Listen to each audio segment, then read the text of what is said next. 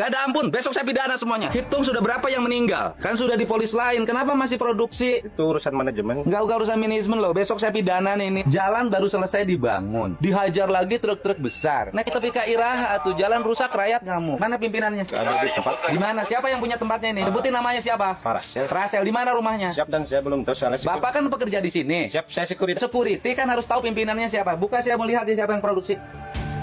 Mana operatornya? Operator produksinya mana? Kalau emang nggak produksi. Barusan mesinnya bunyi. Enggak. Alah jangan bohong, ada Iya, rekaman videonya. Ini siang kalau jalannya. Enggak, barusan mesinnya bunyi kok. Tahu sudah di depan sudah di polis lain. Kenapa masih produksi? Pidana loh. Kan sudah di polis lain. Anda tahu nggak? Saya berapa ratus miliar bangun jalan, baru selesai. Jalannya punya perusahaan ini. Ini kan ilegal. Sudah ilegal, merusak jalan. Nggak ada ampun. Besok saya pidana semuanya. Undang-undang lingkungan hidup yang saya terapkan. Mobil sebesar gini, jalan rusak, gubernur diprotes, digogoreng, di alusan jalan dirusak.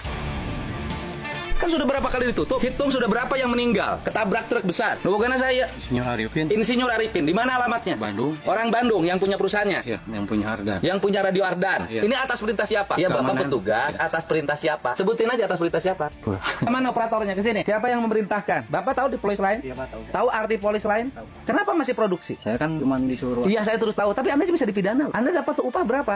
130. Anda dapat upah 130.000. Kerusakan jalan yang terjadi, antrian mobil yang besar ini berapa miliar per hari? Bapak tahu kapasitas jalan yang di sini untuk sumbu berapa? Sumbu 2. Ini sumbu berapa? Sumbu 3. Saya banting tulang. Gimana caranya supaya jalan bagus? Daerah ini tidak boleh ada penambangan agar wisata tumbuh. Mau sadar nggak kalian semua? Siap. Mau nggak Anda digituin? Sudah berapa hari buka? Baru jalan lagi Pak ini. Enggak, kemarin ada. Sok jujur. Dari minggu kemarin cuman nggak tiap hari jalan. Ucing-ucingan kan? Iya. Di sini nggak ada kepala desa negur di sini. Kurang paham. Nggak ada. Camat di sini nggak ada yang negur. Aparat di sini nggak ada yang negur. Kurang paham. Store-nya sama siapa ini? Yang bayar ini kemana? Truk-truk ini. Semua mereka sembunyi. Nah terus yang bertanggung jawab di sini siapa? Terus kalau besok Anda kita angkut, ini kan barang ilegal. Yang membeli, saya dorong untuk dikategorikan dia adalah penada. Kalau izinnya lagi di. Enggak, ini yang ngeluarin izin, nggak ada izin. Halo, tadi pagi saya minta Pak Sekda menelusuri truk-truk besar yang ke Alat Ciata. Kemudian kan tidak ada laporannya. Akhirnya saya mengikuti sendiri. Sekarang saya menemukan ini masih ngangkut PT Agro Tambang Ilegal. Ini kan saya harus bersikap pada akhirnya. Ini sikap tegas saya. Tadinya kan saya membangun jembatan